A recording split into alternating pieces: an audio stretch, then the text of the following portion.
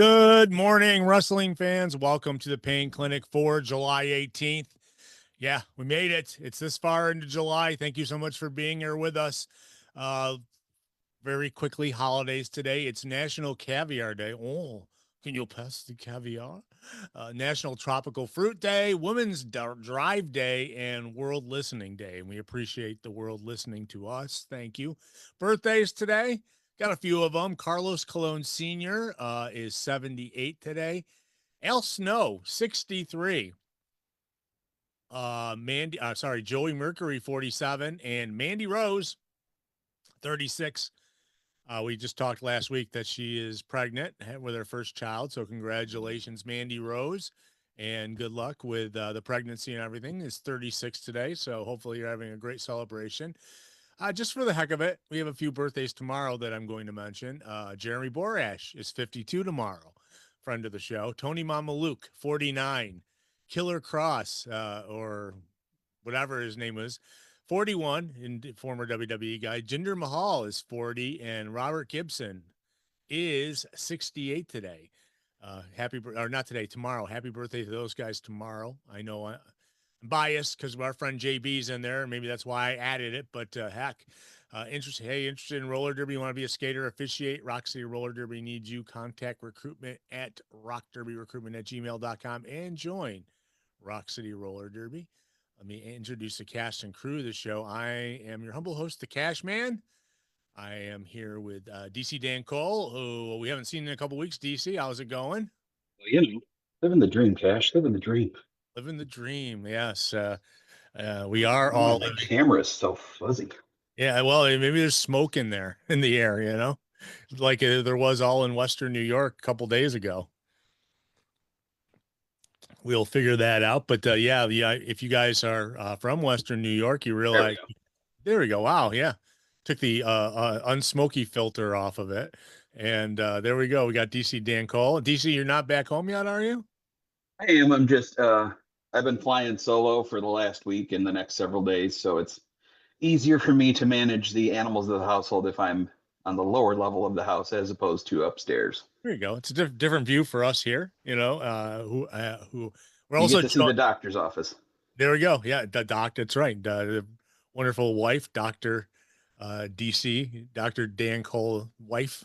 Yes, the doctor I saw was at a concert this week or something up around here this way too, I think. Sarah McLaughlin at Art Park. Art Park, yeah. That's what it was. Is Art Park. I love Art Park, man. It's a cool place out there. You're almost in Canada. You can see Canada from Art Park, I believe, because you see there's right next to the Niagara River, and then right across is the river is Canada. So yeah, I've been to a few shows there. I saw Deep Purple there. I saw Styx there. So pretty cool place. I remember the first time I ever went there, man, there's like drones flying over the crowd. It's the first time I've ever seen a drone in an outdoor show. It's just hovering above us. And then it took off. It went across the river. It was shot off. It's like, oh, Canadian drone, maybe. I don't know. Very interesting. Oh, so hold on. Let me continue. Did it call you a buddy or a guy? No, no, it did not. Also joining us, Rob Sanderson from Parts Unknown Rochester. Rob, how are you doing today, sir? Good morning. I heard you talking about Canada, so I had to pop on. There you go. Yeah, thank you. Thank you for coming in for Canada's sake. Well, I actually see the video that there you go. I I do see the video this week, so that's good. It wasn't just me. Like it looked like last week. If you watched the video, I'm sure it looked like me talking to myself. I do exist in more than just audio form. Oh man. So hey, I want to throw out a few things I want to talk about. We're not gonna go super long today, but tonight there's a Saturday night's main event that's going to be on Peacock. WWE Saturday Night Main Event. It's interesting because, well, I don't know. It's because it's only on Peacock, so you have to subscribe to Peacock. A lot of people ditched Peacock once WWE ditched Peacock, but did they really ditch Peacock? Nah, they're still having Saturday Night Main Events on Peacock. So I got it back, but I needed it for Love Island USA. So there you go. That or Love Island. There's a couple things on Peacock, if you like watching, I don't know, 8 seasons of The Office, or I can't remember the last time I was on it besides the last Saturday night's main event. But there, by the way, I'm a Parks and Rec Parks fan and Rec. myself. Oh, I love Parks and Rec too. That's my hot take. I think it's a much better show than The Office. It doesn't get enough love. It doesn't, but it's in the same vein, I mean, it's like it's the documentary style creation, but I think that works. I'd love to see some more shows do stuff like that. You probably could do, I mean, more different situation type comedies with the same kind of situation. But I do want to mention that last weekend, I did sit through rather reluctantly the UFC Conor McGregor fight that never happened. And I was really hoping he was going to get the hell beat out of him because he's really pretty much a scumbag idiot, So, but now, unfortunately, I see after this that he has found religion and religion is saving him, but it didn't stop him from raping somebody or beating up an old man in a bar. So it wasn't It's around. amazing how the real POS individuals suddenly find religion. Yeah, it's like you're going to jail. I mean, in the old days, it'd be you go to jail or you're going to war. Now it's you go to jail or you find religion. I don't know. But I I guess on also, the plus side, you didn't get to see Conor McGregor get knocked out, but you did get to see Jake Hager get knocked out. yeah, that was great. Slap to the slap. I hate the idea of the slap. I hate it. I hate it. I hate it. But I loved watching that. Yeah, he went down fast, Couldn't badmouth Tony Khan as he was hitting the ground this time, Yeah, good. Hopefully we won't see him again. But it's funny that Rhea Ripley and her husband were there, and they had reaction shots from Jake Hager getting knocked unconscious with a slap. But if you haven't seen it, go find it. It's been everywhere. But I want to throw out a couple things. You may have noticed, and we got some things to talk about, but you may have noticed that if you follow our YouTube channel, that all of a sudden, or our Facebook channel, all of a sudden, all these interviews from 2015, 2016 popped up on there. And it was like, I had some extra time on my hands, and it's like, you know what? I always threatened to bring back some old interviews. And I did. So it was like, there's some good quality stuff in there. I was listening to it, and it's like, who would have thunk when we had Brad Maddox in 2015 that there was so much more we could have talked to him about that we didn't know about at the time? There's a lot of stuff like that in those interviews, but go back and check them out if you want. I just kind of like posted pictures on the video, but it's just basically the audio. It was when we were on the radio too. So you want to check that out. We are now in the Pride celebration month here in New York, and today's the Pride Parade in Rochester. Unfortunately, there was a downpour about an hour ago, a heavy downpour. Hopefully, right now it's nice. It's like drying up and everything, but they're expecting rain all day. But check it out. It starts at 11. I would be there if it wasn't so early. And the one last thing before we get started, I got to hang out with Murph last night, and at the Brother Weeze had like a celebration, kind of like he said, like Brother Weeze is a guy who was on the radio here in Rochester forever, and was very, highly rated, had dominant ratings for many, many years. And he came over to iHeart and got ruined. And then they finally fired him after about 15 years at iHeart. But iHeart, where radio goes to die. Yeah. Human. Right. All right. But I know, I don't want to get sued or nothing, but there's no humans there now except for they couldn't afford it. There's no humans there except for the Buffalo Bills. And now I think Josh Allen's got to worry about getting cut before Christmas. No, sorry. I stole that joke from Billy DeTore last night. Okay. He told me that one. It's like, but I saw some people from who have been on the show here before, Billy DeTore, Weeze. It was good to catch up with everybody. I got to see Matt, who used to work over at Wham, and it was a nice little get together and celebration. And so I posted some pictures from that. But that was kind of fun last night. So that all aside, now we get talking about the world of pro wrestling. I did mention a little bit about Saturday night's main event, but I want to talk a little bit about the interim women's championship. I know that's, we kind of joked about that many times on the show about the technical term interim, but we'll talk about that. And also, I want to start off because Rob and I got in this big discussion last week about TNA's, or the Dark Side of the Ring and the TNA episodes. And we finally got the third episode dropped this past week. Did you get a chance to see it, Rob? Yeah, I did. I still, I think it was really, really good. I feel like they could have done even more than the 3 parts, or could still do like a different things in TNA that aren't Jeff Jarrett and stuff. Yeah. But I really, really liked it. I am also really looking forward to this week's episode, with the Samoa Joe against MAGA Butcher. Did you say Magna Butcher? The MAGA Butcher. Yeah. Or Necro, as he was called. He was such a nice guy, back in the day. But yeah, I mean, that was an absolutely crazy indie match that I don't know how many times I've seen at this point. But I am looking forward to that story. So I will say that there's after this third episode of the TNA, it should have been called Jeff Jarrett and TNA. I mean, because as soon as the episode ended when Anthem bought TNA and got rid of everybody, but there was a lot of people have come out with comments about it, and not poo-pooing what they saw or anything, but Jeff Jarrett, Jim Ross kind of insinuated that Jeff wasn't as innocent as portrayed. And DC, did you get to see any of these episodes? I have not. They've been on my radar because I keep seeing them pop up to be available to watch on YouTube. But the first 30 minutes of the first episode is the history of Jeff Jarrett, pretty much, and then we get into the TNA stuff, and it comes down to Dixie Carter being portrayed as a terrible businesswoman and being influenced by people like she's the one, who it was interesting. She hung her hat on bringing in Eric Bischoff and Hulk Hogan, and Hulk Hogan wouldn't come in by himself. He said, only if my friends can come with me, basically. And then Jeff Jarrett kind of comes during these interview segments. They said, Jeff Jarrett said pretty much signing Hulk Hogan is what bankrupt TNA, which does not surprise me in the least, because that was, but then there's also people coming out and saying, well, Hulk Hogan and Dixie were very tight after all this. They were friends and everything. And it's like, and they showed the day that Hulk Hogan left after his last promo where she was crawling on the ground, grabbing his leg, not trying to make him stay.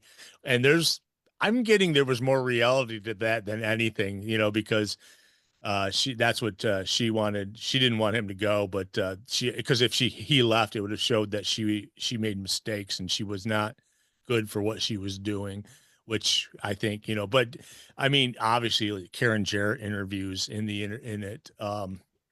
They were, I mean, she just obviously does not like Dixie Carter. And they talked about the whole Karen Jarrett and Kurt Angle stuff, and then, getting rid of Jeff. And I don't know. I thought it was, it was a great history, but it was very from one perspective. And it's like, it's like the story of Jeff Jarrett in TNA instead of as like, and I enjoyed it all and everything, but I think there's more to this. And you're right. I think there's more to the story than we got. I mean, I saw one clip of JB in the whole 3 episodes, and it was very short. He was like editing bay in the middle of the night right after they got rid of Jeff Jarrett.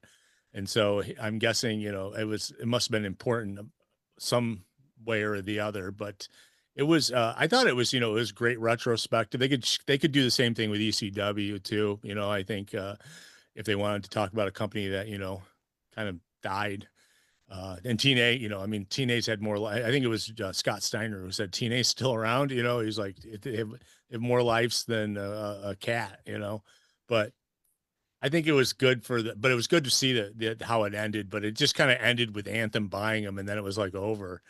And, and as they say now, it's like a completely different company than when those back then. And I think we were heavily invested on this show into what was going on there. They were very friendly with the media and would always be supplying. That's why all these interviews went up, because there were some guys like, Magnus or Nick Aldis, who's one of the interviews I posted because we were talking about it last week and stuff, but on the YouTube channel. But I don't know. I still feel like there's things missing, and I would love to see like maybe one episode of a counter.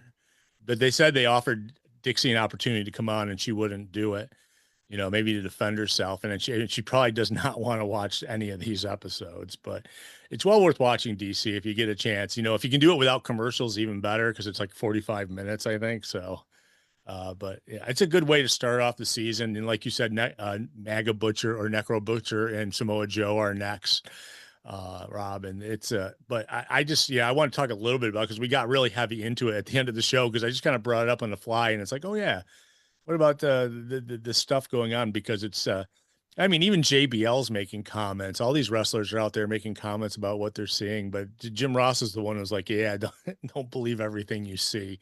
I kind of believe him a bit, because the story Jeff told about when he held up WWE for money to drop the Intercontinental belt to China. And the way Jeff told it, everything was hunky dory as it was going on. But in reality, Jim Ross is the one. I knew this. Jim Ross is the one who got in trouble for letting the contract lapse, that made Jeff Jarrett be able to hold him up for money. And in the real world of wrestling, Vince could have just like said, oh, Jeff Jarrett, got injured and he dropped the belt, which obviously they don't do anymore. But, now they do interims and whatever, interims or whatever. But yeah, it was, I thought it was a good 3 episodes, well worth watching, and you definitely want to check it out. Yeah, they're all available on YouTube too, as well. That's actually how I watched the first 2. I didn't realize that it was 2. I thought it was only 1, but it was the first 2 on YouTube. And I just wonder how, if they're, obviously, I don't think there's anything suable about it, but I really think Dixie Carter, I mean, there has to be some positive aspects of it. Rob, you worked with Dixie, right? I mean, a couple times. Yeah, no, I mean, I first met Dixie back in 2009 in Philly, and we have stayed in touch a little bit since then. And I mean, it's one of those things where like I have certainly heard plenty of comments about her over the years. And it's one of those situations where multiple things can be true at the same time. I've never had a negative interaction with her, but why would I? These are people who worked with her on a weekly basis, or an every taping basis, and they have a lot to be upset about. And there was a lot more of that, like on Twitter and stuff this week as well, in addition to who you heard from in the episodes. But Yeah.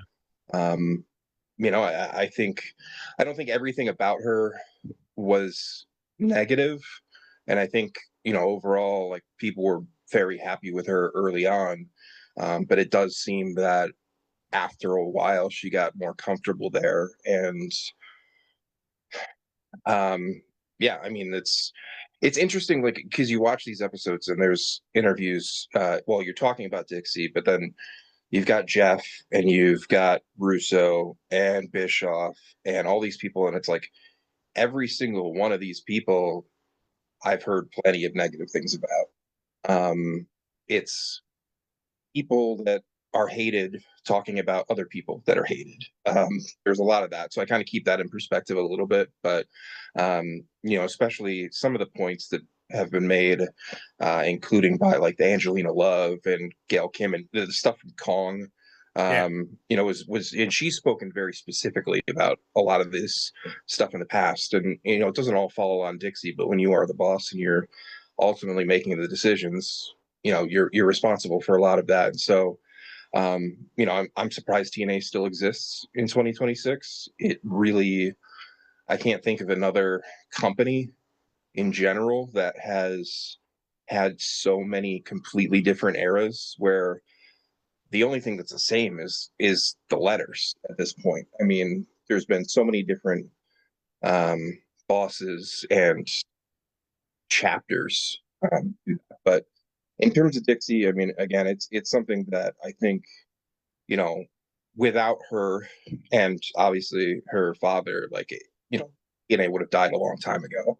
And so I do keep that in perspective. There's a lot of people that had an opportunity to wrestle around the world, to be on national television, to make a living, because of the Carter family. But keeping in perspective that even in 2026, like, this company doesn't exist. It never exists without. And so I think, there can be rights and wrongs on all sides when it comes to this. I'm not an all sides guy normally, but with these things, I mean, it opened my eyes more to how many people not just dislike Dixie or are upset about a decision she made, but like truly. Yeah. And it's weird. I mean, because I that is kind of the nature of a lot of things. There are people in the sports world, not in New York State, but elsewhere, that I don't like, that other people would have nothing but positive things to say about. It's all about your own experience. So True. And it's interesting that most of the women in those interviews all disliked Dixie, and especially yeah, the Khan. knockouts division. You would think that maybe I think maybe the perspective was like TNA put like it's very right when people say like this whole women's evolution and everything in wrestling, like it really was the knockouts division. It was TNA that did that. And having a female boss owner at that point, you would think like Dixie naturally would get a lot of credit for that. And I think that TNA women's division forever deserves a ton of credit for boosting, I mean, completely changing everything in the industry on the female side of things. So she still gets credit for that, but I guess that was maybe the most shocking thing to me. Watching 3 episodes, I mean, it's kind of all these things you've heard tons about, or at least a little about. Yeah. I just didn't fully grasp before this how much the whole knockouts division just hates her. Yeah. Absolutely hates her. Yeah. That was a little bit eye-opening. It's interesting that they kind of glossed over the fact that she actually worked as in PR for the company before ever getting involved in any type of ownership or anything, or realizing that she came from a very, very rich family. So I thought that they kind of glossed over that a little bit by, because she had worked in the office for a couple of years before, as before they ever had money issues, before they needed to go to somebody. It wasn't, maybe not a couple of years, but she had worked there. So she was actually, maybe, I remember that she had worked in PR there. That's what she had come on the show, I think, and mentioned that. And then I thought that is also interesting. I want to know stuff like about after the Anthem purchase and Scott D'Amore. So there's more story to be told there with TNA. Because remember, Scott D'Amore got fired and they brought another executive president in, and then they fired him. And now we got this guy who wears a hat every once in a while on TV. So we didn't even really get into like Bruce Pritchard had a stint there. Like everybody that's been hated in wrestling has pretty much been there at some point. But yeah, I mean, I just think like I said, like when I first met Dixie, we had a great chat and stuff, and that was very early in her tenure. And I think that was kind of like the honeymoon period where everybody liked her and she was getting used to things and not really stepping on toes or not really making too many big decisions or decisions that negatively impacted people. Had I met her 2 years later, it could have been an entirely different situation maybe. But yeah, it's interesting, and I really do wish, like I think she's made some terrible decisions. I think at heart she's still a good person who's made some really bad decisions, and I mean that goes for so many people in general. But I wish she had accepted the offer to be interviewed. I really would love to hear that perspective. And yeah, I mean, if I'm Dark Side of the Ring, I'm still trying, because that could easily be a follow-up episode just on her. yeah, and even Jeff seemed to be open to her wanting to be there. I mean, he didn't seem to hate. He texted her like when they were like, "Oh, we'd love to get her," and they didn't want to talk. Like they're trying to figure out how to get a hold of her or whatever, and they're just like, "Hey, Jeff, can you contact her?" He's like, "Yeah." Sends her a text, and then they talk on the phone, and she never accepts it. Like, doesn't end up doing it, but it seemed like maybe she was considering it a little bit from the way he recounted it. But yeah, I mean, they tried. Yeah, he doesn't seem to hold a grudge. It's just interesting how they made her look petty. Karen does. Yeah, of course, Karen sure does. But she does. Jeff not as much, or Jeff maybe holds a grudge, but is still the type of person who wants all sides of the story to be out there for people that make their own decisions. Yeah, Jeff. It's interesting is because what was that? I had a point to make about Jeff. I forgot what I was going to say now. Sorry. I was thinking about the Dixie and her how she suspended Jeff. The whole story she told, or he told, about how because she didn't know that him and Karen were getting together until she was invited to a pool party at Jeff's house.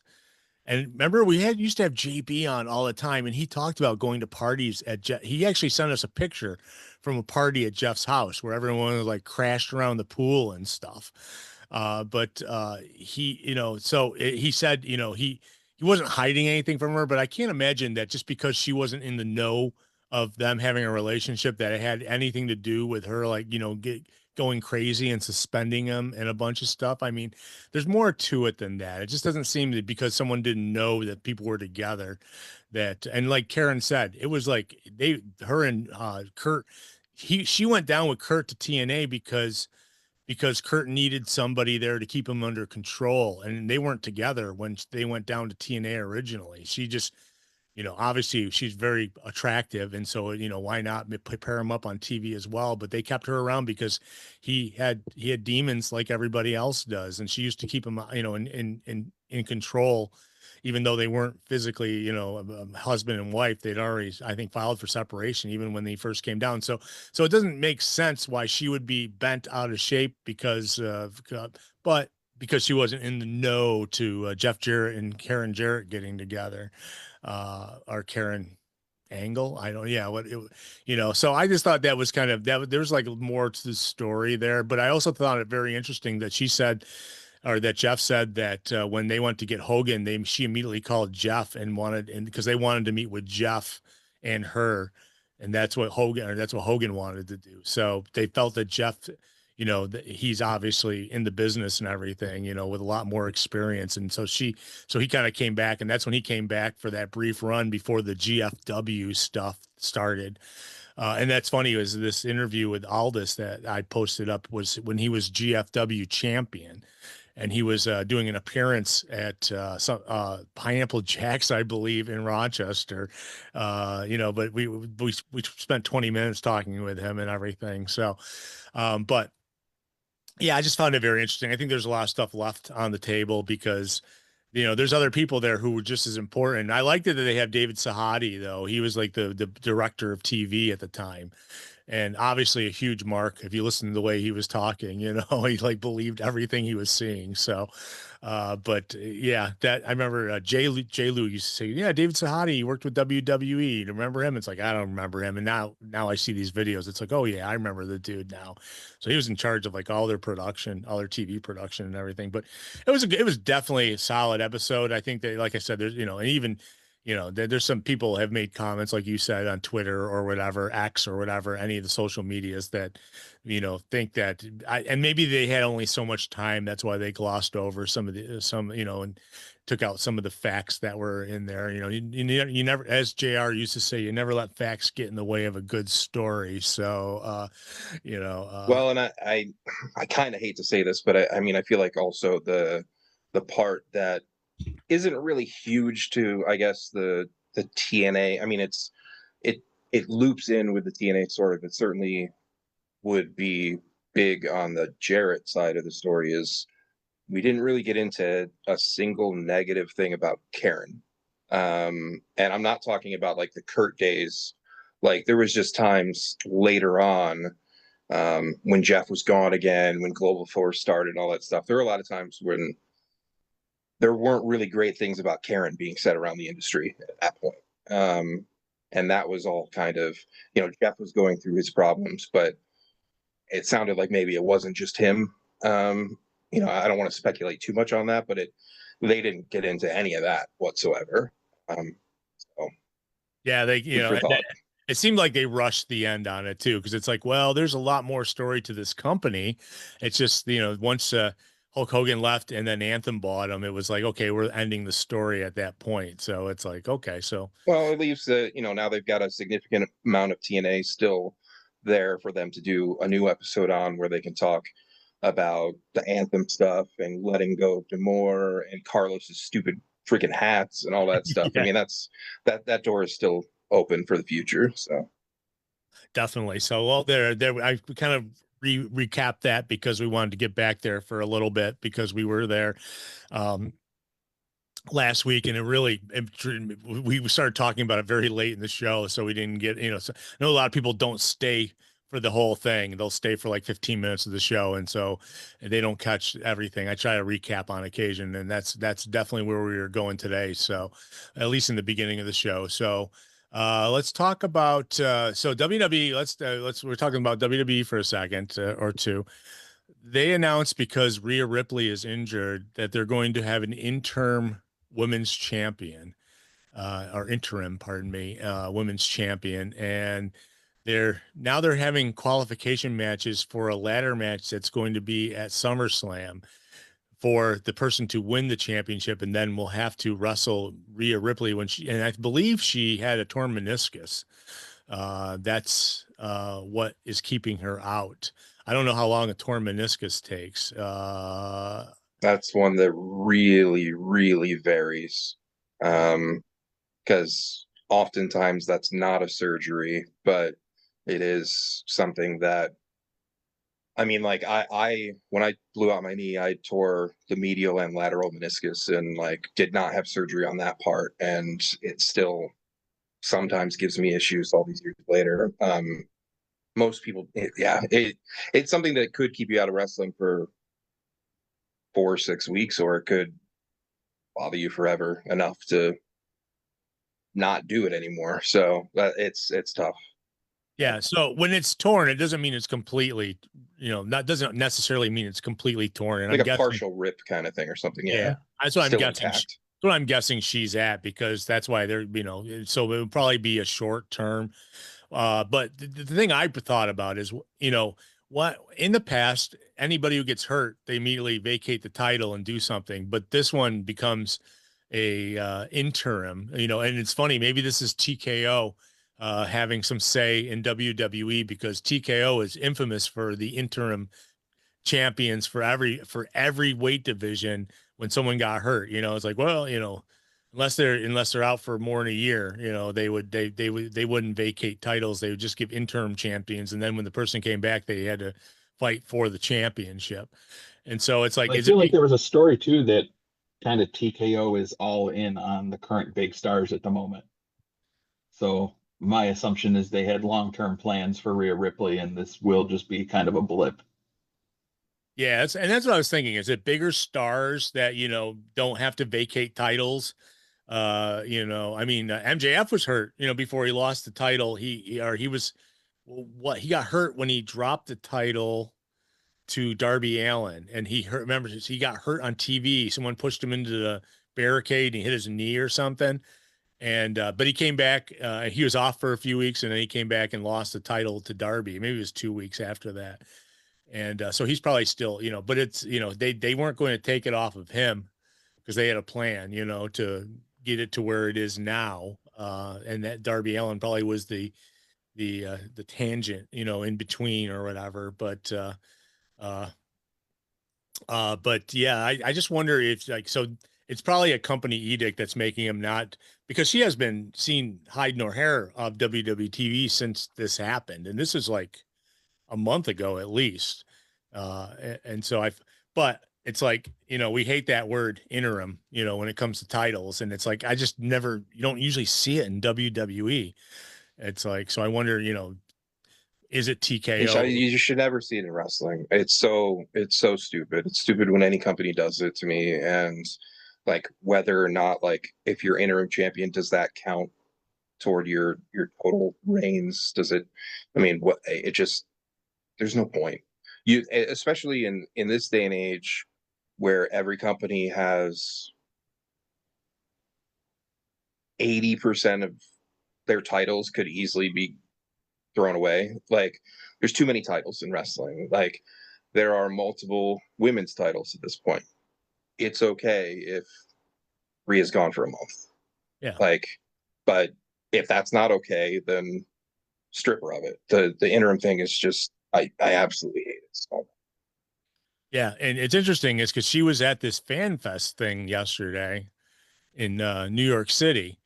and she looked fine. You know, I mean, she came out and there's a million kids waiting for her. The WWE had like a ramp set up at the Fan Fest that the wrestlers were coming down, and then all of a sudden all the football players were coming down, and all of a sudden all the stars that, and it's a, you know, this is at the Javits Center in New York City. They're doing like this big, they've been pushing it on TV for a while. I just kind of ignore those commercials because, one, I'm not going to New York City and paying hundreds and hundreds of dollars to get a signature with somebody, or have CM Punk's doing one Sunday, so he has probably nothing to do with Saturday night's main event. So you know, they are working. They're only 2 I thought weeks. he has a match on it. Does Shocking he? that I would know that, but On Saturday night's main event? He probably I does. heard he was in a tag match. Oh, that's right. Pardon me. He is. Him and Cody Rhodes are taking on Gunther and Sami Zayn. And the winner of, and if Gunther and Sami Zayn win that, then the main event of SummerSlam is a 4-way between all 4 of those guys. Excuse me. Well, and that I know that Saturday night's main event is at MSG, and Yeah. so not far between there and the Javits Center to be at tomorrow. So Well, they were in Albany last night, and so it was. It's interesting. That's unfortunate. Yeah. Well, it's interesting is TNA was live from Albany this past week. So they had 2 back-to-back nights of wrestling in Albany. It wasn't live. It wasn't live. They I think they were live in Albany last week. Okay. I knew they were The live. Albany shows were a week ago. Yeah. Okay. Yeah, I was going to say, I knew that they were, they were. That's right. That's right. Because even though then their next live show will be at Temple, the 30th, and then they tape on the 31st. wow. I know that because their second night, their taping night is the same night as ESW. Oh, really? Unfortunately. So you can't share any talent, huh, with TNA? Not on that. There's, oh my God, from booking perspectives with these indie companies and stuff, there are so many schedule conflicts, including AEW conveniently announcing pay-per-views in the last couple of weeks for both of the 2 later of the 3 2CW dates the rest of the year. So thanks so much, AEW, for that. Oh no, a lot of my ideas are just gone. So, oh man, I was gonna say, well. I saw that they announced dates coming up. So it's someplace in the. So what's weird too is, like, as shocking as it is for me to say this, I don't know how this is even possible, but I've seen every single AEW pay-per-view live. So that streak will come to an end twice this year. I mean, it can only end once, but yeah.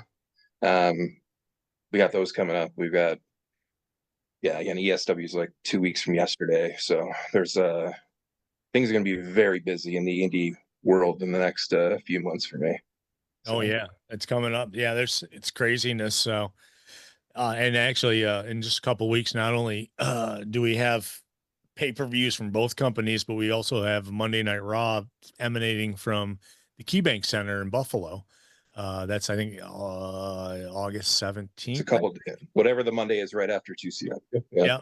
And also Chris Jericho is going to be here on August 7th here in Rochester at the his band's playing at what the heck is the bar?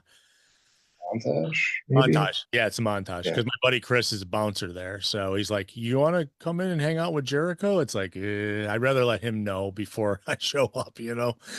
But you know, speaking of, like, his big announcement this week for Chris Jericho is that he's going to be the Painmaker, apparently, on AEW Redemption against Ciampa. Yeah. I doubt Tony. I doubt anybody. Like, I literally think the only person who wants this is Chris Jericho. That tracks. He wants to come out with he wants to put the makeup on and have fun, you know. He's doing a Kiss cover band, so it makes only sense. Like, not even makeup. It's just like, I'm done. Like, oh, the Painmaker. Let me like, what persona he's used like once or twice. Yeah, he used it once because was he taking on Omega or something, and it was or it was a show that Omega was on, and he wanted to come out and be, instead of the Rainmaker, the Pain. Not Omega. I mean Okada.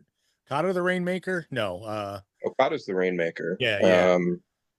I feel like he had it for an Omega match. I don't even know. I blocked out. Not even a gimmick. I just like literally nobody wants this. Yeah. And I mean, I feel like they've done much better than possible than I thought was possible in Jericho's return here in terms of getting good reactions and stuff. But all I heard were groans when he turned his head in that promo this week. So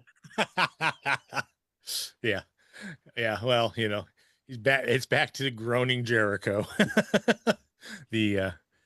Well, he's not, at least he doesn't have it holding a title or anything now. So, yeah, no, but like how many matches with him and Ciampa do we need to let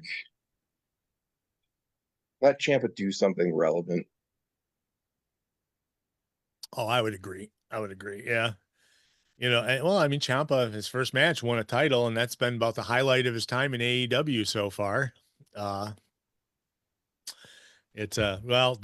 was some kind of news that came out this week. But before I get away from it too much, let me go down at least, like, if you're going to watch tonight, you can watch AEW Collision. I'm sorry, yeah, Collision, or you probably can watch both actually if you DVR one. But got Saturday night's main event, and you did mention that Punk and Cody Rhodes are taking on Gunther and Sami Zayn, and if Gunther and Sami Zayn win, then there'll be a 4-way in the main event of SummerSlam. Which, guess what's going to happen, folks? We got Paige and Bria Bella versus Fallon Henry, Laney Reed for the women's tag team titles. Danhausen versus JD McDonough in a no DQ match. Lyra Valkyria and versus Bailey. A lot of rumors about Bailey. We'll talk about that in a second. And then we got Roman Reigns is going to, and New York Knicks Jalen Brunson are teaming up for acknowledgement fit for the world's most famous arena. I don't know what that means, but and the show is going to be on Peacock, and if you're out of the country, it's going to be on Netflix. Starts at 8 a.m. Eastern. So Bailey, lots of news this week. Bailey's friends thinking Bailey is not long for WWE. I mean, we've heard that for the past 2 years. It's like Bailey, follow her friend Mercedes and everything. But Mercedes Moné kind of posted something like a hint towards it. Not only that, but also there's two things that I want to talk about. That Bailey possibly coming to AEW and the New Day. You saw the T-shirts on the Young Bucks this past week, the baby blue, virtually almost, inviting, and it seems only, and we talked about it in the past, that if AEW was going to jump on anyone gone from WWE, it would be the New Day.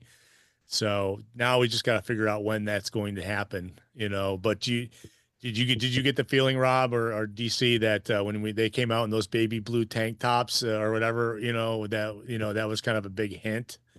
I mean, maybe just a little. Just a little. Maybe just a little. If they came out with a box of Bootios, would it be more? And they came out to present their friend with the real version of the title. Oh yeah. Not the Kofi Kingston. Yeah. That's someone had already pitched, and I thought it was like a fantasy pitch. Was what you got to do? You got to have Kofi come with that wood belt that Bryan Danielson had in WWE when he lost it to him. That Econo belt or whatever they called it. Eco belt. Yeah. And it's like I thought that I would love to see those guys, and I mean maybe they're going to hold off to All In. I assume so, because usually those non-competes are 90 days, and that's 3 months, but they've been gone already a month and a half at least. So I suspect that they'd be available pretty soon. I think we're definitely getting the Motor City Machine Guns after their video this week. Oh yeah, Motor City Machine. And Dynamite just so happens to be in Detroit soon. Mm-hmm. Yeah, it's just funny. It's funny. I'm telling you, I called it months and months and months ago. We're getting a multi-team ladder match for the tag titles, and it's going to be awesome. That's awesome. And speaking of, there's kind of part of me that doesn't want all of them to be in that match together. I feel like it's almost like too much at that point for any individual team. But it would be awesome. I think it would be a huge ticket mover. Oh yeah. having like, all these like top teams from different promotions that have never been in the ring together. Like at the same time, I think it'll be a huge draw.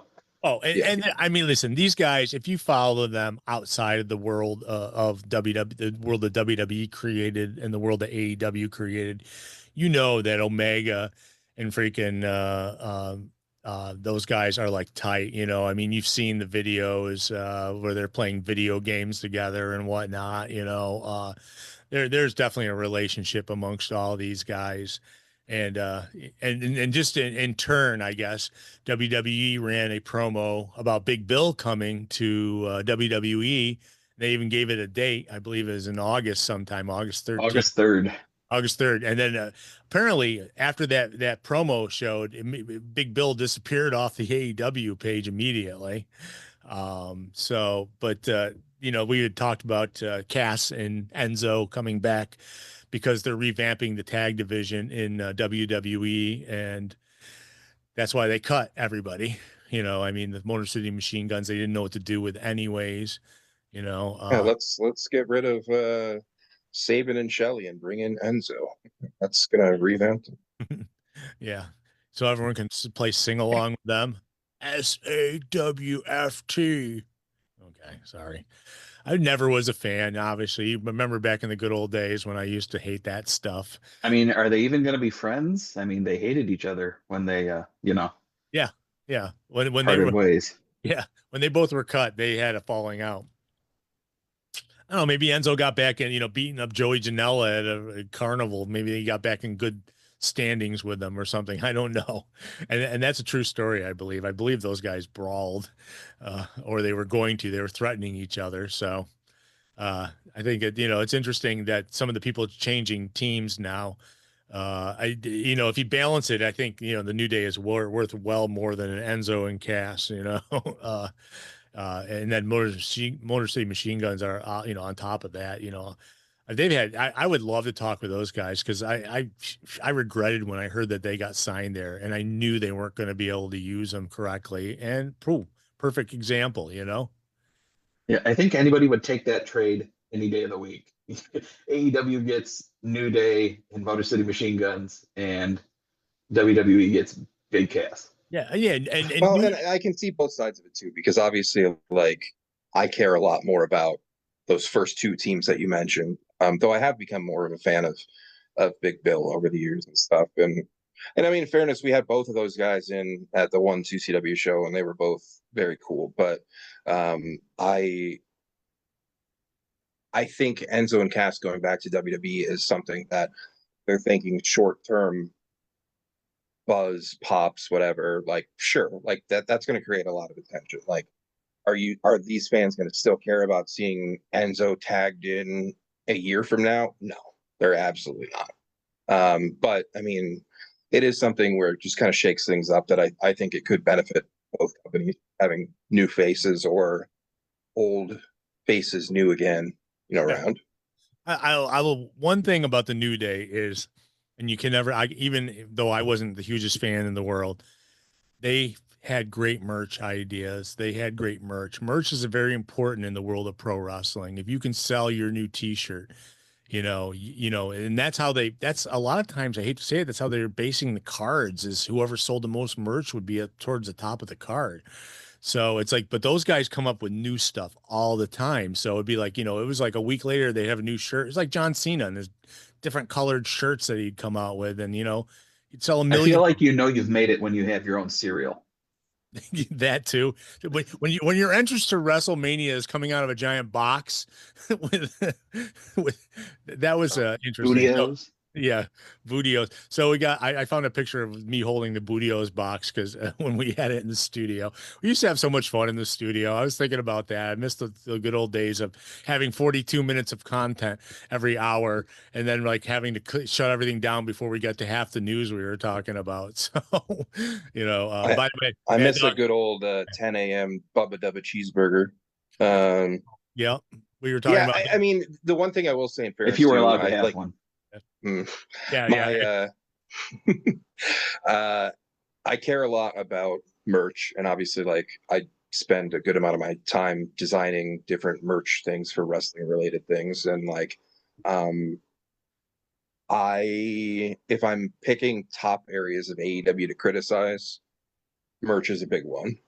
So hopefully they figure out a way to actually do justice to having Austin Creed and Kofi there and get them some actual acceptable will survive in the washing machine merchandise. Well, I guess we'll wait and see. So I'm sure that's going to be part of the. I mean, I have a feeling they had something to do with their merch. Maybe that they. Because of how much they generated, I mean, I don't think Vince McMahon would have been jumping on board with the guys with a unicorn on their head riding a blow up horse or something, he wouldn't, but they sold tons of that stuff. They were, and the thing too is, like, I mean, look at somebody like Danhausen, who has always had tremendous merch long before his AEW days. Independently, he had some great collabs. He had a lot of great stuff on his own. He always had really cool, unique things at his merch tables and stuff. AEW did not capitalize on that. They sold a lot of Danhausen merch, but they could have done so much more. He was like number one. I don't think it's always about the ideas. I think a lot of it is about the execution and the willingness to think outside the box and spend a little more on quality to get stuff created in a timely fashion. I mean, like, AEW finally started selling some of those mini Monet things. It'll be like a whole year or two after, like, that was the thing. Like, there's got to be better execution or better in-house production or things like that they have just really struggled with.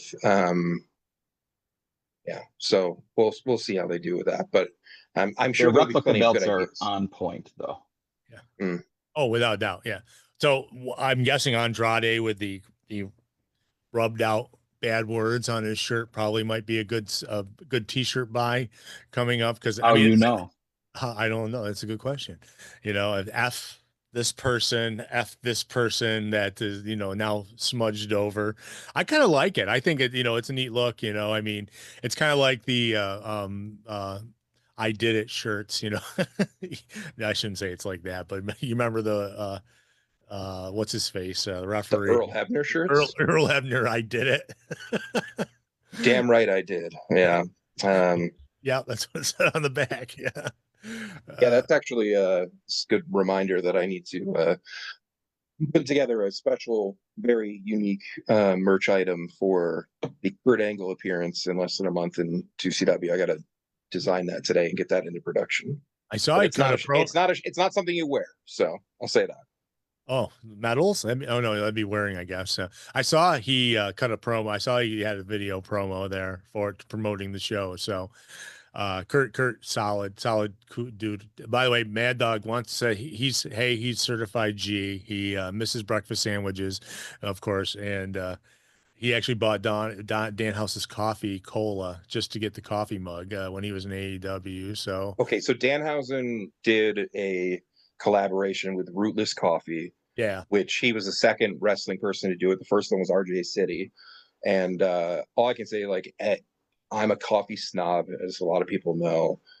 Their coffee was incredible. I bought many bags of that Danhausen coffee because it was just a perfect blend. So that was another instance of them just doing it right. Most people probably don't care or whatever. Like, they got Folgers in their cup, whatever, they're good. That's fine. But that was something that, like, they could have found a way to keep that going with AEW or something else, whatever. But that's a good shout out, because that was one of the items that was great. I would love some of that coffee. There you go. Well, it's interesting, as Danhausen is in the news today about something that's going on today. So besides the fact that he's wrestling in Madison Square Garden today, I mean, that's literally, like, me, I it takes a lot for me to tune into anything WWE, but one way or another, if it's later on YouTube or something, like, I'm gonna watch Danhausen make an entrance in Madison Square Garden. That's just I want thinking of all the other places I've seen him make an entrance, like, that's crazy. So I'll tell you what what else he's gonna do. He's getting his own parade in New York City today. He didn't appear with the New York Knicks during their championship parade, so WWE announced that he'll be leading an uncursed parade through New York City today as part of the Fanatics Festival. They call it Fanatics Festival, festivities, whatever. The parade's scheduled to begin at 1 p.m. Ahead of the Saturday night main event, where Danhausen's set to face JD McDonough in a no disqualification match. The procession will start at the Javits Center and make its way to Madison Square Gardens. What is he going to do it on sidewalks? With WWE also announcing the event will stream live on its YouTube channel. The Danhausen themed festivities will continue on Sunday with a Danhausen lookalike contest taking place at the Fanatics Fest. Also announced for Saturday night's main event is an appearance by the 2026. I already mentioned it. Jalen Brunson from the Knicks is going to be there with Roman Reigns. No idea what they're going to be doing, but he's going to have his own parade today. So I don't know how far the Javits Center is from MSG, but Javits Center is next to water. So it'll I don't know. We'll see what happens. But 1 o'clock, if you watch the WWE YouTube channel, you'll see a Danhausen parade, a uncursing parade. So I love Danhausen. He was on last night, and it's like he was the one who was kind of hinting for a while that the Big Bill was going to be his creation.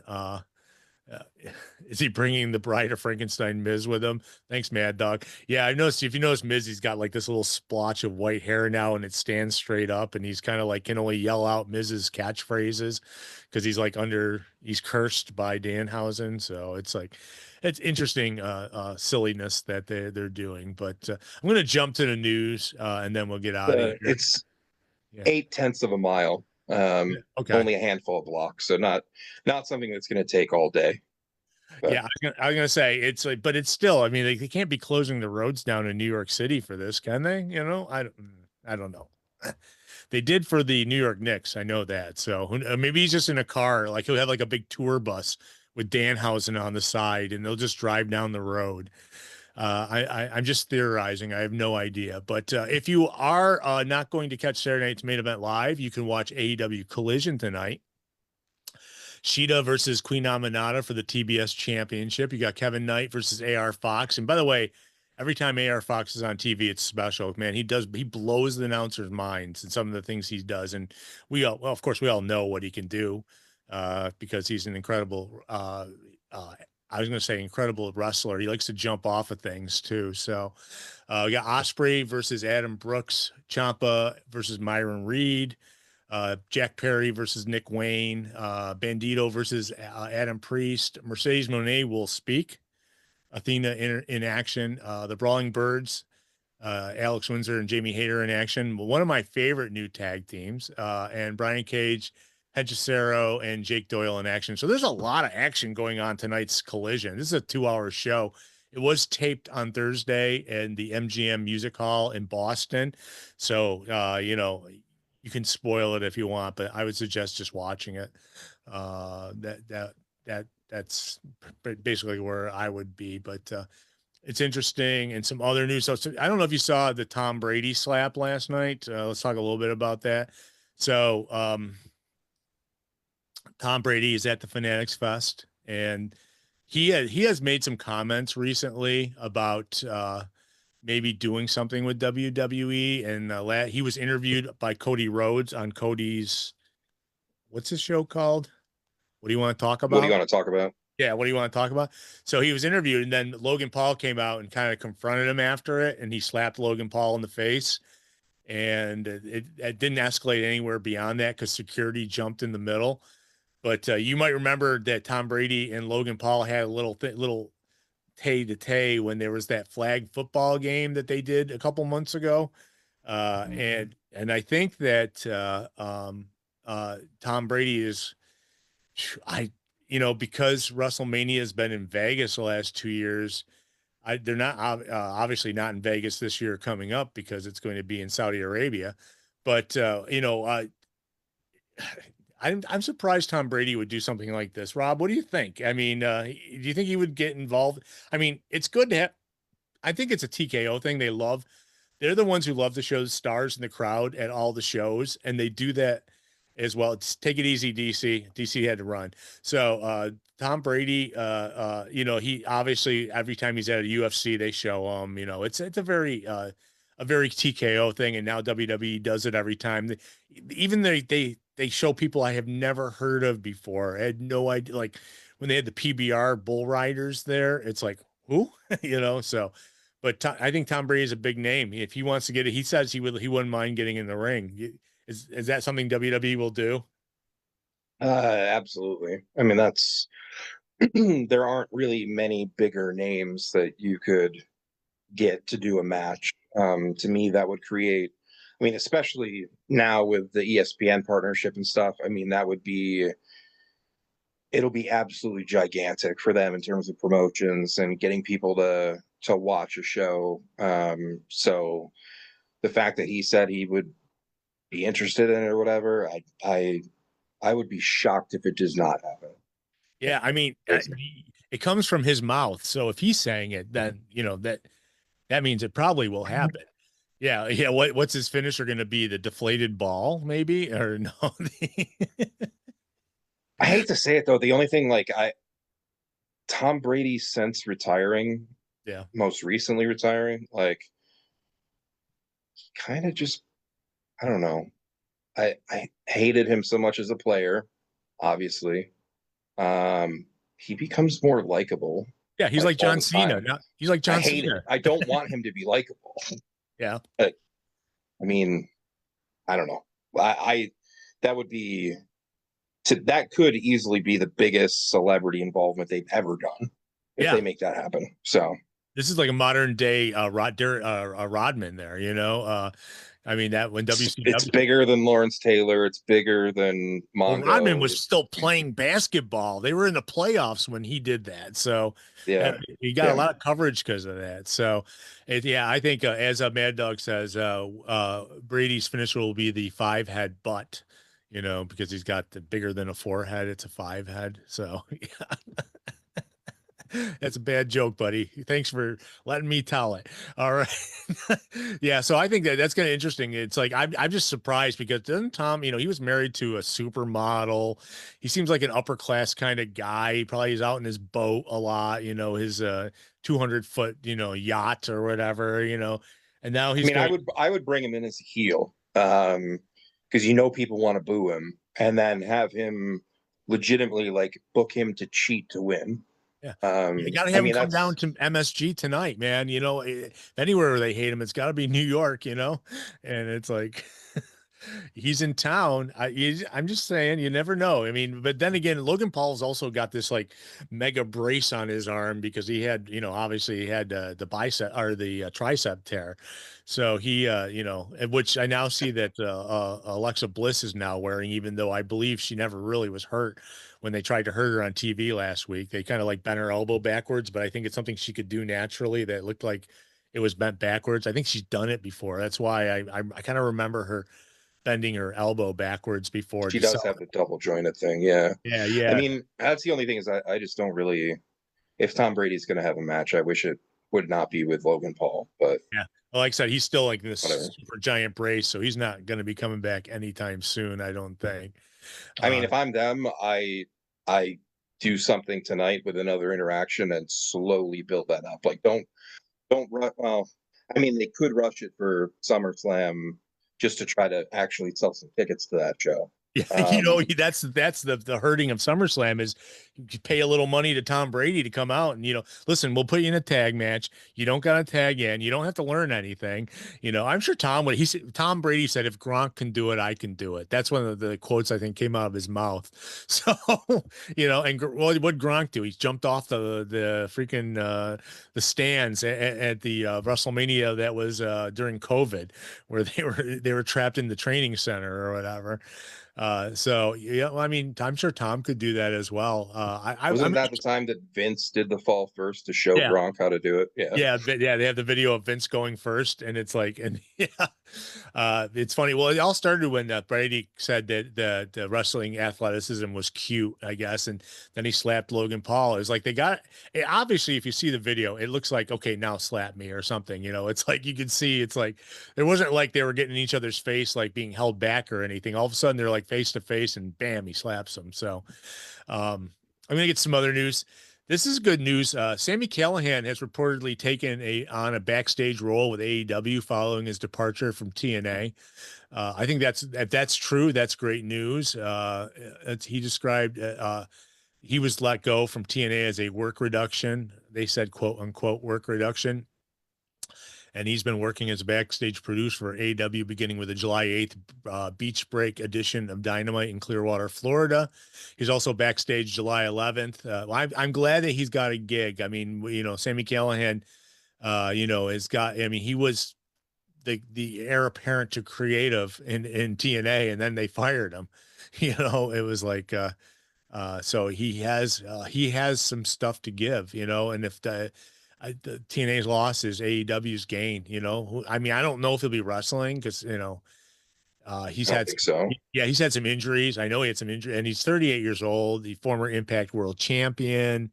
And he captured the title in 2019 before dropping it in January 2020. So he was the champ there for a while, but kudos to him. I like Callahan a lot, and maybe we'll see him on TV. It wouldn't bother me either if he did, found some way to. He's a great talker. He definitely was great on the mic. So, but that was some good news from this past week. Harley Cameron's been written off AEW television for the time being during the July 11th edition of Collision. She challenged Sheeta for the TBS championship, came up short in the title. Following the match, Sheeta continued to assault Cameron, prompting Queen Aminata to run to the ring and make the save. It's obviously a worked injury, but maybe there's some truth behind it. But I like Harley Cameron a lot. I don't want her to see her off my TV very long, but maybe she got hurt or something. I'm not saying who knows? I'm not really sure what happened, but she said she's going to be out indefinitely because of injuries. She's just sustained at the hands of Sheeta.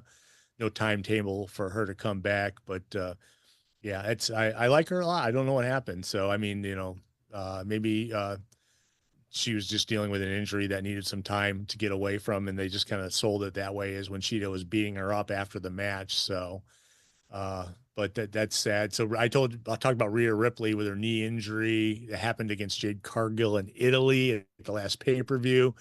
And now they're doing these matches to crown an interim champion, and it's going to be a ladder match on SummerSlam. But it's like you have to qualify. It's funny because Tiffany Stratton qualified last night. She's already got a championship, but she's qualified for the ladder match now. So and then they started talking about 2 belt champions again. I've heard that a couple times this past week because I know Kevin, what's his name from AEW, wants to be a 2 belt. Kevin Knight, yeah, he wants to be a 2 belt champ as well.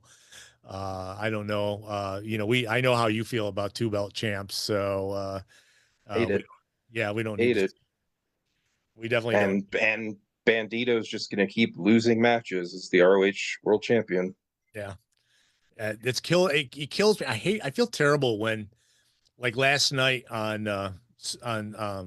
SmackDown, Finn Balor beat what's his name, the 7-foot tall Samoan from the Bloodline, or the NFTs or whatever they call them. I can't remember. Yeah. And it's like, dude, this guy is 7 foot tall. He loses every time he goes out to the ring. It's like, well, you're not selling his specialness. When you're that big, you should, I don't know.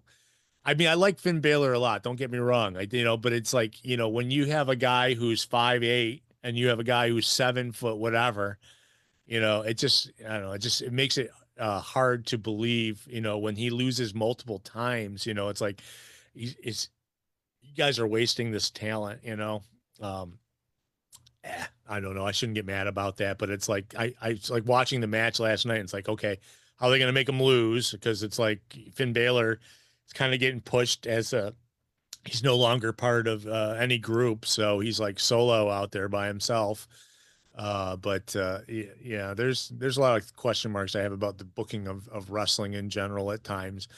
But that all started with talking about Harley Cameron and then Rhea Ripley. So And Well, the one thing I will say to all of that is I have not seen a single thing of. I think Hikuleo's got some other name. I think at WWE. I don't know. Is it Tama but- what is his name? I can't remember. Talatonga. Something, yeah, Talatonga. That's it. Yeah. The taller Tonga. The taller Tonga, the bigger one. Yeah. Yeah. Yeah. I know he's mean, green. I know he's green. He's not very good. I'm just gonna say he's not very good. I don't know. I haven't seen his WWE stuff, but that with somebody who's just really big, I don't know. I mean, it's somebody's got to take a loss in a stable or something, whatever. I don't know what they're doing with it, but I've never been too crazy about his in-ring work. So yeah, well, he lost to Finn in under 10 minutes on SmackDown last night. And yeah, Talia, that's what they call him. And he you know, it kills me. It's like well, you can tell Vince McMahon's not booking the company. We'll just say that. You know, it's like some other news. And speaking of Samoan wrestlers, CV Afi, who had passed away or died this past week. He was a guy who wrestled. Most of his exposure to him was during his run with WWF, where he was billed as Jimmy Snuka's cousin, starting in 1986. The idea was to use Afi as a replacement for Snuka, who left the company in '85 and returned obviously later, but he didn't connect with the fans. And so he had like 2 years in WWF at the time, and he had some issues that he was spent some time in jail. But he also worked as a bodyguard for actor Burt Reynolds. He was in a TV show. Did stunt work and everything, but he also went to jail for robbery. And he was in jail for many, many years and was released in 2007. Unfortunately, he passed away this past week. They didn't say he was trained by Peter Maivia, obviously the Rock's dad, in 1974. But he died at the age of 77, probably from natural causes. But I kind of remember him in WWE because they would have you know, all of a sudden someone would have a brother or a cousin and they would be tagging with him, and so they put him with Jimmy Snuka, and he kind of looked like Jimmy Snuka a bit. So but he did die this past week. I also we talked about it earlier. WWE announced on Monday that they're having Survivor Series War Games November 28th in Houston at Dakin Park, which is I think it's an outdoor park, I believe. A baseball? Nope. No, it's not. It's no, it's got a roof. It's got the movable roof, I think. I'm trying to remember. I don't think so. It used to be called Minute Maid Park. I know that. Yeah. Yeah. So yeah, that's where the 2020 Royal Rumble was that I was at. Yeah. Yeah, I don't think I've only been there with a closed roof. Okay. So I don't know. It's very hot down there. But yeah, it's Houston. Yeah. It's yeah. So they announced that, and AEW announced Full Gear is going to be taking place November 14th in Phoenix, Arizona at the Mortgage Matchup Center, which and then TNA's got a pay-per-view the night after that. Oh, really? So the Mortgage Matchup Center holds 1,800, and it's usually for basketball. The Phoenix Suns play there, but that's where Full Gear will be this year. And AEW held Double or Nothing there back in May, or no.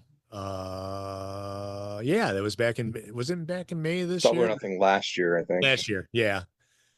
So yeah, they like Phoenix for some reason. They like Arizona because they've been there a bunch of times. So, but yeah, so those announcements came down this past week for shows that are going to be coming up.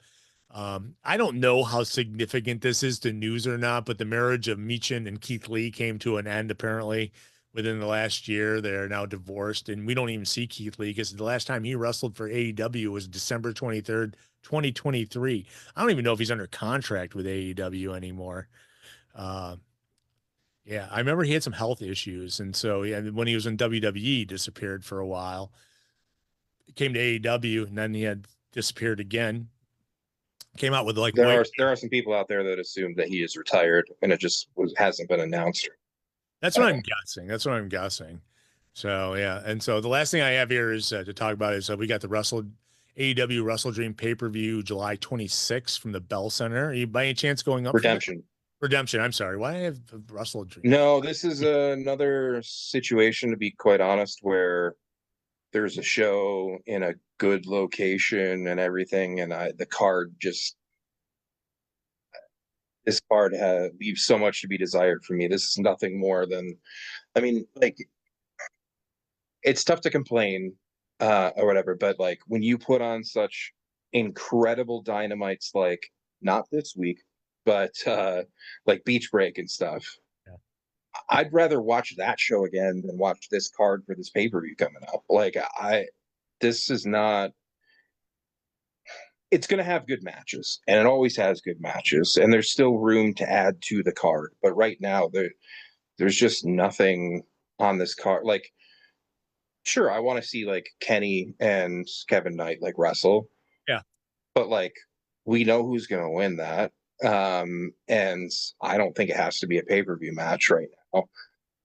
And Kevin Knight should care about his TNT title. But yeah, no, if this had been any of the other pay-per-view cards they've had, I would be a lot more likely to consider it. But I already have some trips going up that way soon, including like the Watertown TCW and all that kind of stuff. So yeah. Well, so you mentioned the main event. We also got Tekla versus Willow Nightingale for the AEW Women's Champion. I don't love.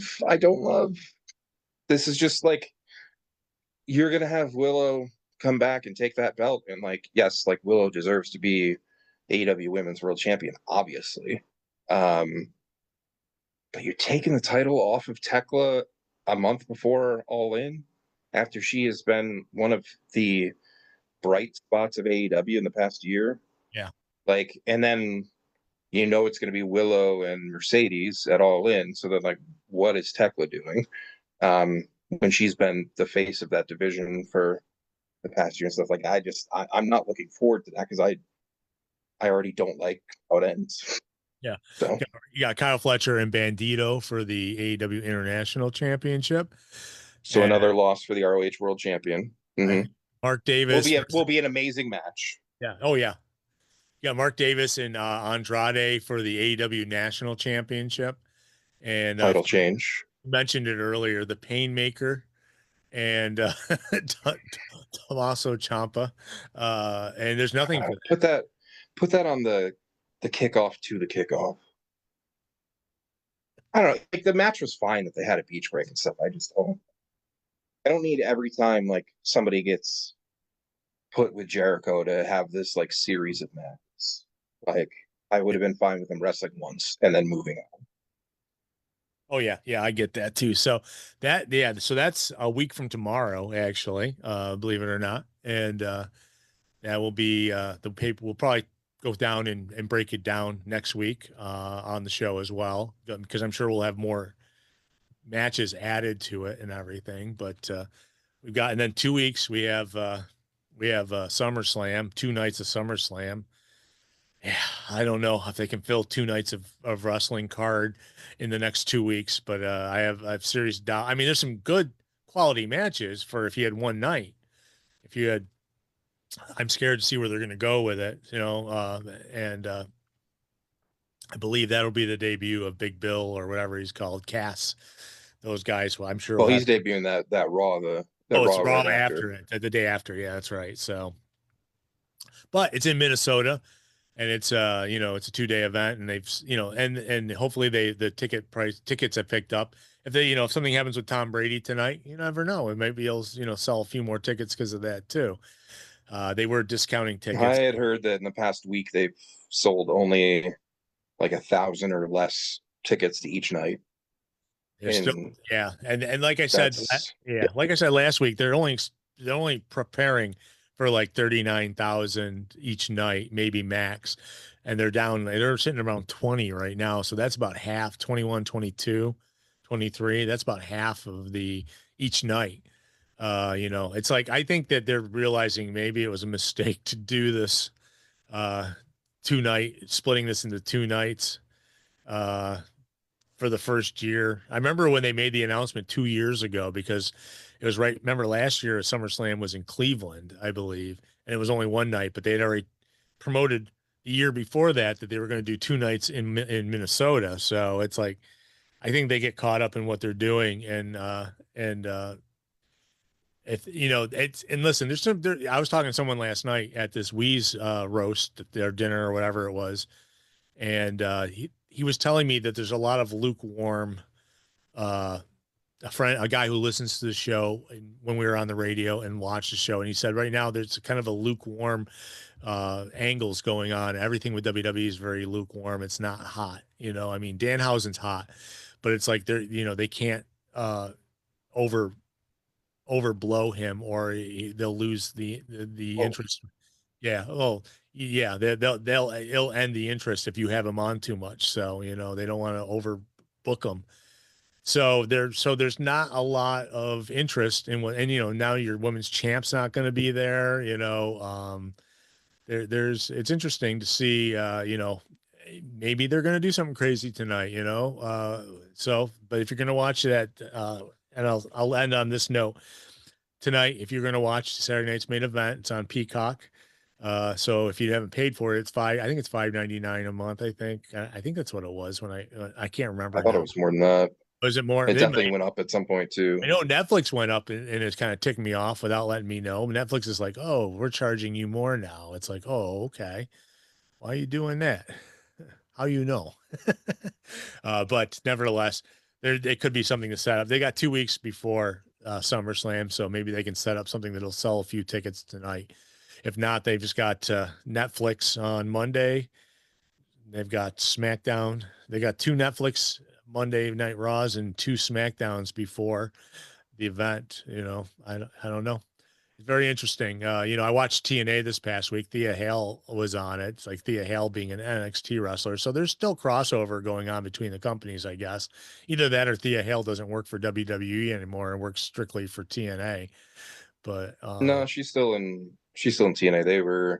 She's just in that Knockouts TV title tournament or whatever they're doing. Yeah. It's another championship belt in wrestling. Exactly what we need. She wrestled an English girl named Harley. Man, what was I can't remember her name now. She was I've never seen her before. Harley Hudson. She's definitely from the short hair. Yep. Yeah, Harley Hudson. Yeah. And she obviously she cut a promo before, so she had this English accent and everything. But Thea Hale did. I think she's from Liverpool. Yeah. So on that note, we're going to get out of here. Rob, I want to thank you for the time. I want to thank you guys in the chat room. We appreciate it.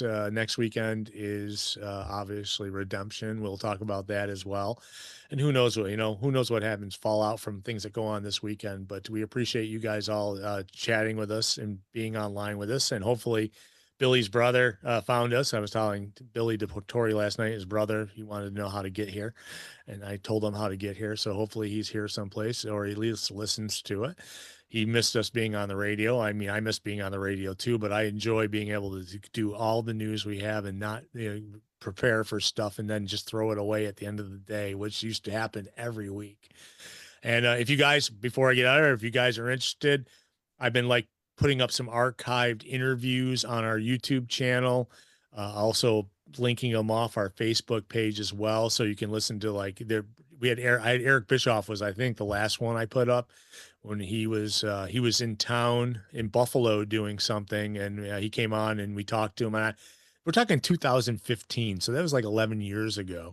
Rob, you should hear your voice. You sound like you hadn't reached puberty yet on some of these. So in 2015, I don't think that's the case. I'm kidding. Yeah. No, but I mean, I hear you guys' voices. And it's like, oh, it's like, this is awesome. Because it's like, we all, it's like, wow, we were good back then. I was listening to it. We did a good job. So, so I just want to tell you guys can listen to all those there. I'm going to try to get more up as we go on, because I have so much archive stuff that, if I can just isolate interviews out of the shows, they're fun to listen to, especially another one from 2007, Bryan Danielson. That's another one I put up too. He was coming into town to wrestle for 2CW in 2007 at the All-Star Sports Arena. And we talk about a lot of his work in Ring of Honor. This is before he ever came into WWE.